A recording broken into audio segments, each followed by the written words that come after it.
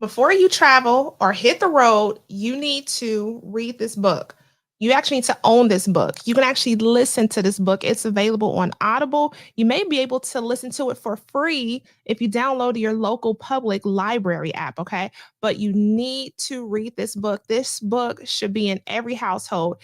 Before you get in your car and you put the Bible on your dashboard, you actually need to put this book on your dashboard because it could save your life.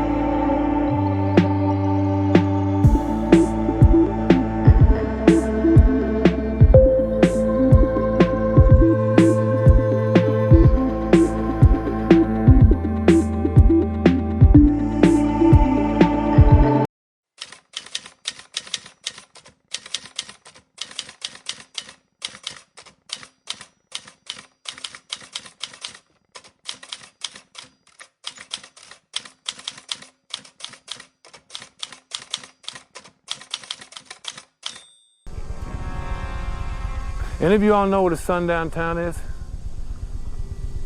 Yes, sir, we do. Well, this is a sundown county. And if I had found you pissing in my woods like animals after dark, it would have been my sworn duty to hang every single one of you from them trees. It's not sundown yet?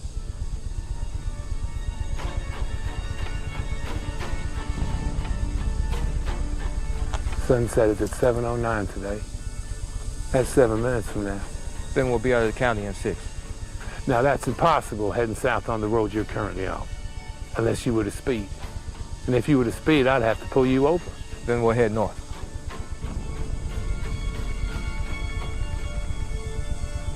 That might work. Why don't you give it a try? We will, sir.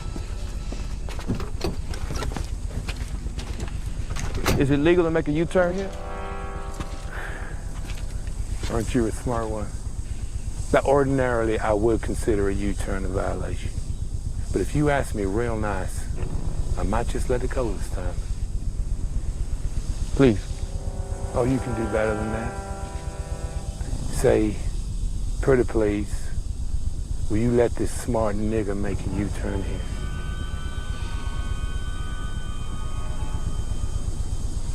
Pretty please, will you let this smart nigga make a U-turn here?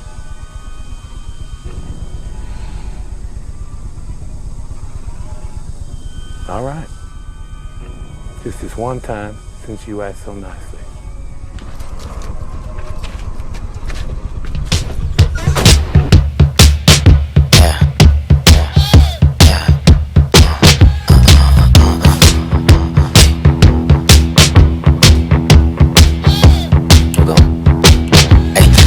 No niggas got bigger toes, racist crackers, they catch you and kill you cold. They be harvesting organs to steal your soul. Pat my back, grab my stick and I hit the road. Brought my bro along, so I wasn't alone. Just a long way from home, gas almost gone. I ain't got no damn charge on my phone. Looking at me wrong, won't be long for a nigga gone. I'm just trying to get my shit together to go. It was 3 of them cracker, but 9 C4 got my foot out the door on the way to the car. And I ain't going slow for that gas, we can go on, want it no more. They surrounded the car, see the sun wasn't far. We got just a few minutes before it would be dark. I heard one of them say, get the feathers and talk. These crackers don't know who the fuck that we are. Put my foot on the gas and got ghosts on the ass. Now it's your turn to smash. Get the stick out the back, point that shit out the back and hit one in they head. Damn, I need me a map.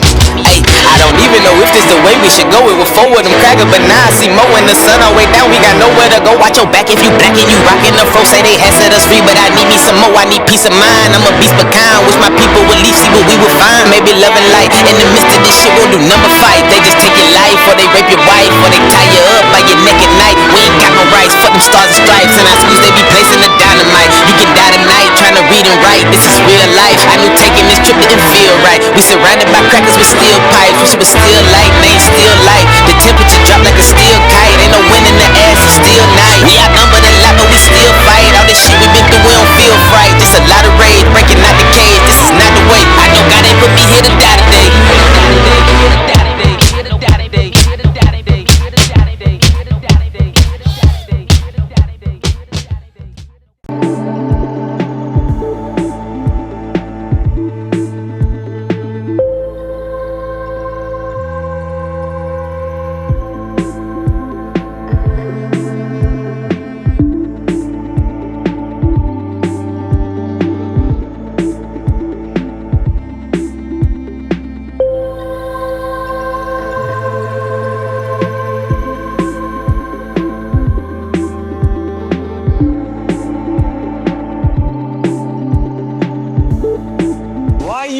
driving him.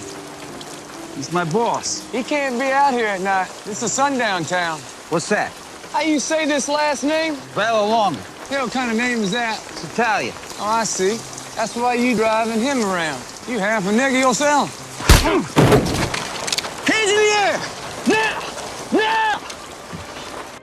I understand why my associate is being held, but what exactly am I being charged with?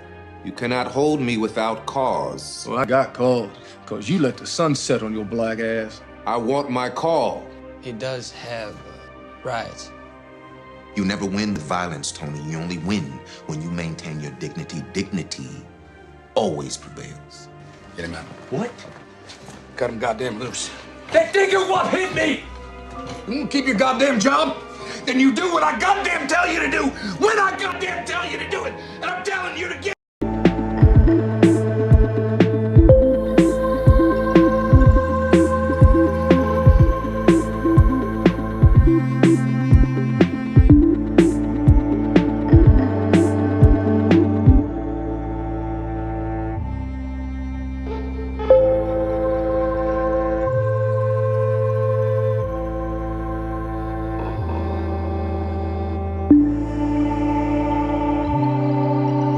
This article. Sundown towns are towns where either on paper, in a law, or in housing contracts, Black people basically weren't allowed to live there. They're called sundown towns because oftentimes Black people were allowed to work there, usually in butler or nanny capacities, but they weren't allowed to own homes there. So if they were there after sundown, they would either be escorted out by law enforcement, escorted out by the threat of violence by an angry mob, or actually faced real violence. And I wanted to write about this because a lot of the time when we talk about racism and our country's history with it, we don't talk about how racism looked in the North. What is the difference between what we're talking about when it comes to sundown towns versus segregation, or as you referenced, the racism that people were facing down south? So I think the big difference is the legality, right? So sundown towns didn't all have the same laws and same practices, but what kind of gives them the term sundown town is that somewhere they were explicitly being anti-Black, whether it was in housing policies. For instance, a lot of the Grosse Pointes and a lot of Detroit suburbs had it in housing contracts that you weren't allowed to sell this home to a Black family, even, when Black families could afford to buy the house. Or other times there were laws literally saying Black people aren't allowed to be here after dark. How are some of the remnants of these sundown towns and that segregation still, with us today? Racial profiling in police. And it's something that people really push back on this idea, but it's actually quite simple. If you live in a suburb that is 90+% white and you see a group of Black kids driving through it, the police automatically look at them as outsiders. And I think that actually is where a lot of the implicit bias against young Black men particularly comes from when it comes to law enforcement. It's, you're in an area that historically you have never been in. What are you doing here? It automatically brings up suspicion. And instead of, seeing me as someone who's going home after visiting a friend, I'm now someone who's seen as a suspect in some wrongdoing. One of the things you touch on that is kind of an example of that is the recent billboard outside of Livonia, which said, driving while Black, racial profiling just ahead. Welcome to Livonia. So when you talk to law enforcement, what was their reaction to, the notion of sundown towns and that billboard? The Livonia police did not like the billboard. And I don't think any police officer would. It's putting them in a box of, you don't like Black people, you're suspicious of Black drivers. And what I think the billboard really is trying to do is have us start a conversation about those things, about that very real history and that very real practice of seeing Black drivers as suspicious. So the Livonia police chief actually pushed back against it and says, we never teach that. We don't encourage racial profiling. That's not something that we're trying to do. Yet, when you have a whole community of people who feel like, well, that's something that's happened to me, that's something that I've experienced, you can't just negate that experience. How are these suburbs changing their respective histories? Some cities like Ferndale have really changed their reputation. Ferndale, to many people's surprise when I published the piece, was a sundown town. But now Ferndale is seen as this very progressive, liberal place where everyone is accepted, in large part because their acceptance of the LGBTQ community. And right. I don't know about you, but when I see a pride flag, I feel a lot safer because I'm like, if they like gay people, there's a chance they don't hate black people.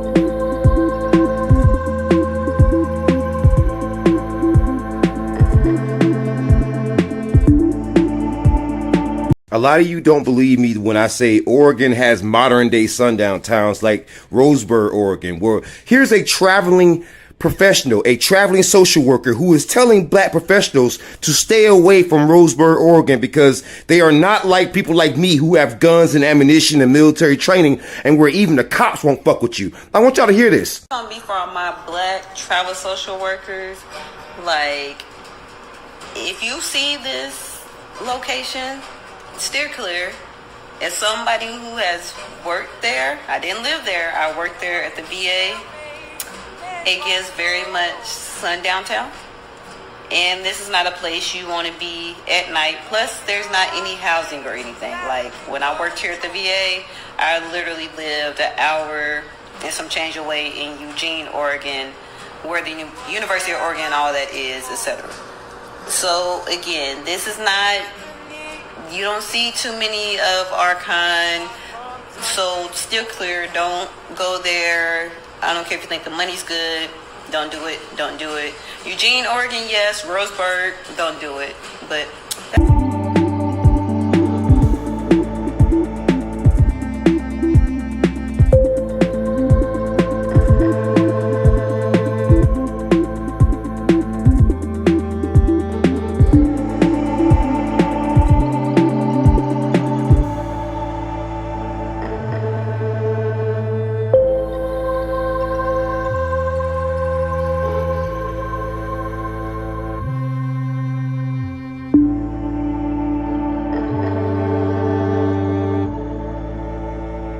Oh my God, y'all come to Coleman, Alabama. Oh, it's a Hallmark winter Christmas. We want to invite everybody. Well, not really everybody, because there's a little history to Coleman, Alabama, that after dark it becomes a sundown town. What? How are we supposed to go look at the Christmas lights if it's a sundown town? I guess if you look like me, you got the complexion to provide the protection, so you're good. Come on down, y'all. Hey, y'all. Oh, look at our winter. It's a Hallmark Christmas.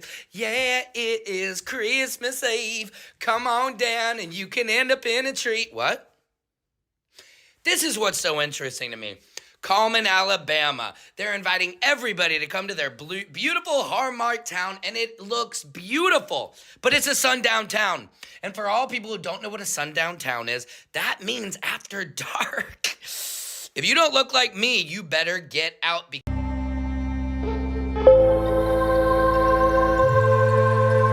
So North Carolina, did y'all really think y'all were gonna hang a black man and get away with it? Really?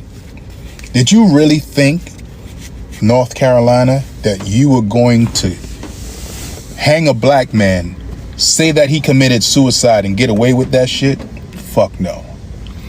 You know, that's why God sent Helene, flooded out all that shit. Yeah, look, man, all these sundown towns, I want God to destroy them. All of them. I want him to drown them people out. I don't care, man.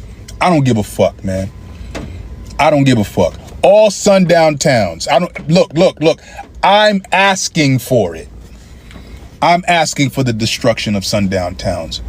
But y'all thought y'all was going to hang people and that it was just going, no, not my God. Not my God. Yeah, I want my God to come up in there and destroy all that shit.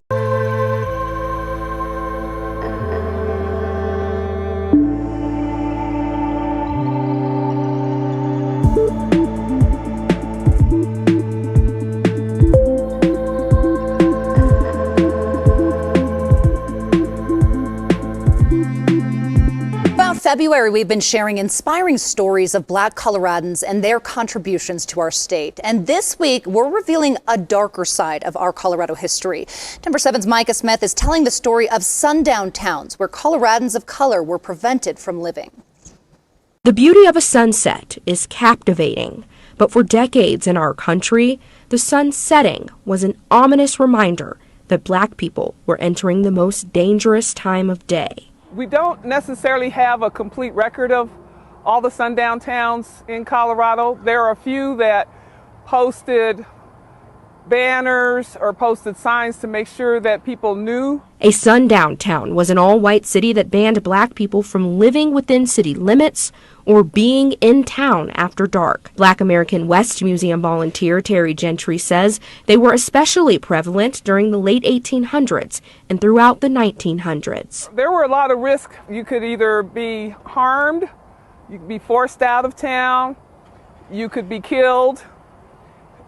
Just quite a few scary things happened. But sundown towns were not a southern invention. Most can be found across the north, the Midwest, and the West, with many right here in Colorado. Louisville and Golden, parts of Colorado Springs, Cherry Hills, and Loveland. A Loveland Reporter Herald article reveals in the early 1900s, Loveland neighborhoods and HOAs prevented anyone of color from buying a house there. At that time, Loveland had a large sign that read, "Welcome to Loveland, nationally famous sweetheart town." And a smaller sign underneath read, "We observe Jim Crow laws here." We have a situation here where our culture, as expressed in Hollywood and to some extent in other media, puts this racism in the South where it isn't. This is the one form of severe racism that the traditional South did not do, but it's all across the North. Sociologist and author of Sundown Towns, James Lowen, has studied sundown towns across the United States and uncovered thousands. In suburbs, there are a lot of suburbs that were sundown towns. In fact, most suburbs, about 70-80% of the suburbs of Los Angeles, the suburbs of Chicago, suburbs of Detroit. And Lowen says that's why we still have Colorado cities that have virtually no residents of color. But I have to say that most towns, and I suspect almost all former sundown towns in Colorado, have given up the practice. But Lowen said we still feel the implications today. What we have to watch for now is what we call second-generation sundown town issues. And that's, for example, an overwhelmingly white police force, overwhelmingly white teaching staff that doesn't have much of a interracial curriculum to teach either. Lowen says there's hope for sundown towns, but communities must step into the light and acknowledge their dark histories. Micah Smith, Denver 7.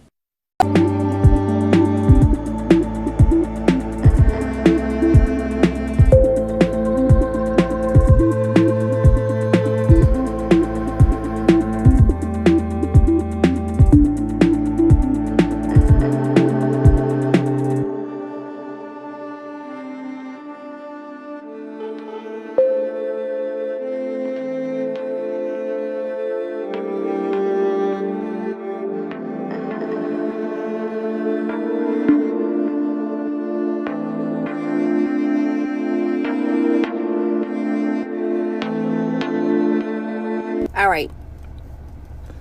So before we continue, let me just say I am a brown-skinned, melanated girl that survived Katrina and lost everything in floodwater. Okay, so let's get that straight. But now we're gonna get into this. It's come to my attention that a lot of people on this app don't realize that Sundown Towns still exists, or even know what a sundown town is. So let me catch you up to speed, okay?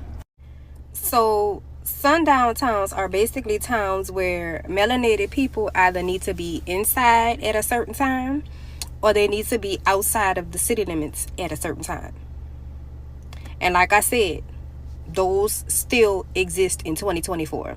If you don't believe me, all the people that drive from New Orleans to Houston to New Orleans, y'all know there are certain cities on I-10 that you not gonna stop at.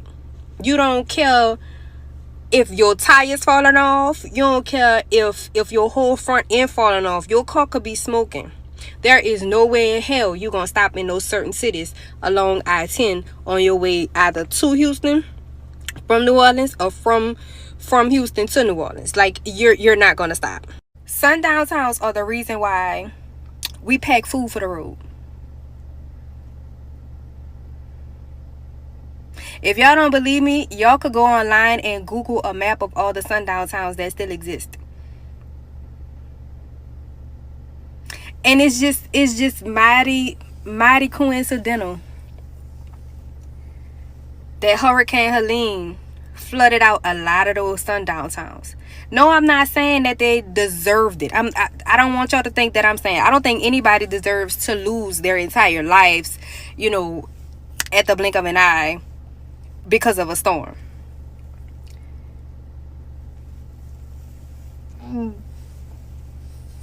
But it's mighty fucking coincidental. Okay? They exist. Don't be delusional. They're still out there. There's still racism out there. I feel like people brushing it under a rug because it's a tragedy. I get that. But the facts of the situation is that a lot of these places were sundown towns. Do I think people or anybody deserve? No. But again, the facts are that a lot of these places that flooded out unexpectedly were sundown towns. Feel free to go ahead and Google it. Not all, but some of them. Most of them. A lot of them.